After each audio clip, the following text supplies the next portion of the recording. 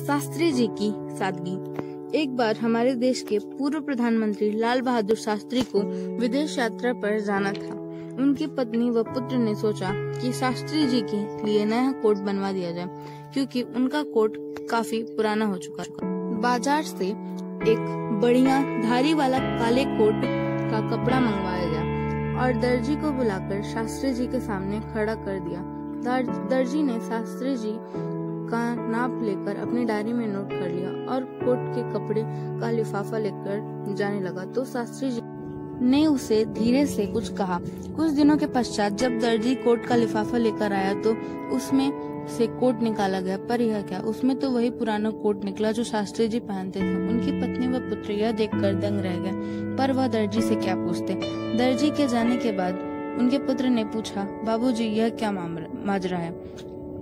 तो वह मुस्कुराते हुए बोले कि अभी तो मेरा पुराना कोट ही पहनने लायक है, इसलिए वह कपड़ा मैंने वापस करवाकर उन पैसों को जरूरतमंद विद्यार्थियों में बंटवा दिया। सादे जीवन के साथ साथ ऐसे उच्च विचार थे हमारे शास्त्री जी के। मदर टेरेसा एक सच्ची सेविका थी। एक बार मदर टेरेसा कुष्ठ रोग से पीड़ित रोगियों के इलाज के लिए कोलकाता में दुकान दुकान जाकर चंदा एकत्र कर रही थी। इसी सिलसिले में वो एक अमीर व्यापारी की दुकान पर पहुंची, जो अपनी दुकान पर बैठे बैठे पान चबा रहा था। जब मदर टेरेसा ने उस व्यापारी के आगे अपना सीधा हाथ फैलाकर कहा कि कुष्ठ रोग से पीड़ित भाइयों के लिए कुछ देने की कृपा करें, तब उस व्यापारी ने मदर के सीधे हाथ पर पान का पीक थूक दिया। इस पर मदर टेरेसा बिल्कुल भी विचलित नहीं हुई और उन्होंने तुरंत अपना सीधा हाथ पीछे करते हुए कहा, यह तो मेरे लिए हो गया, और फिर अपना बायां हाथ आगे फैलाते हुए अत्यंत प्यार से बोली, अब कृपा कर मेरे कुष्ठ रोगी भाइयों के लिए कुछ देने का कष्ट करें। उस व्यापारी ने सोचा भी नहीं था कि किसी के हाथ पर थूकने के बाद भी वह बिल्कुल विचलित और क्रोधित नहीं होगा और उल्टा अपना प्यार प्रदर्शित करेगा। वह तुरंत मदर के चरणों में गिर पड़ा, अपने किए की माफी मांगी और उसके बाद मदर टेरेसा की मदद भी की।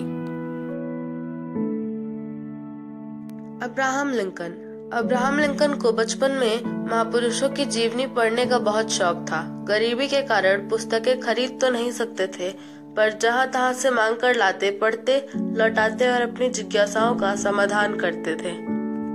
एक बार वे 10 मील चलकर एक पुस्तक मांग कर लाए। रात को वर्षा हुई, छत टपकी और पुस्तक भीग गई।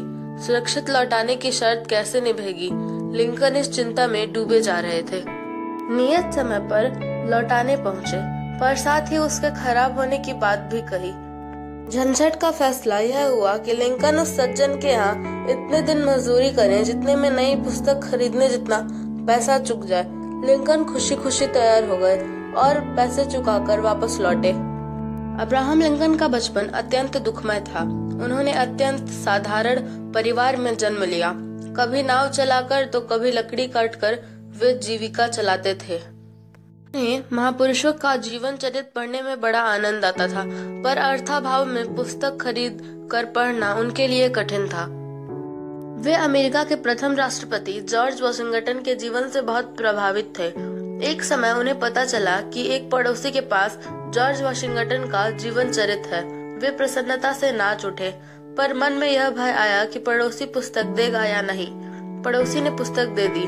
अब्राहम ने शीघ्र ही लौटा देने का वादा किया।